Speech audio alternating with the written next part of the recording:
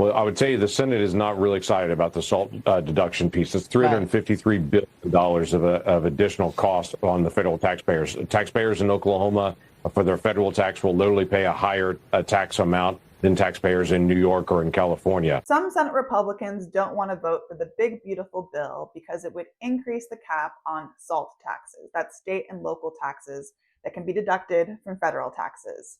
What does that all mean? I'm Daryl Fairweather, Redfin's chief economist, and I'm about to explain. So, one of the biggest categories of state and local taxes are property taxes.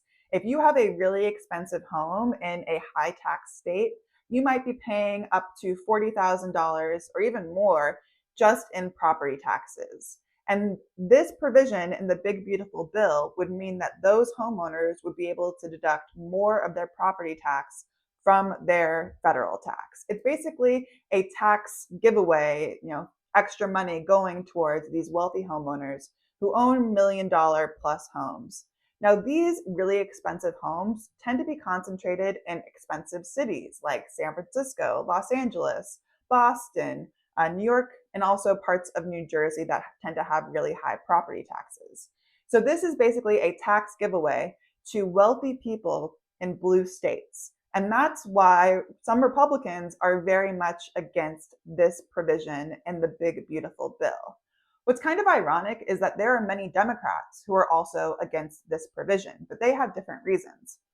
They are thinking about the renters in their states, the people who aren't paying property tax, and how they don't get any benefit from this provision. It's just less taxes coming from wealthy people in their blue states.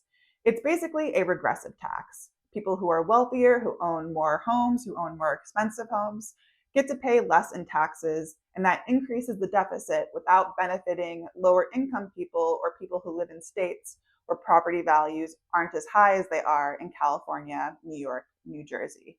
So, this part of the bill, if it stays in place, might be a killer. It might mean that there aren't enough votes from Republicans, and I don't think any Democrats are voting for it anyway, which means that it might not pass.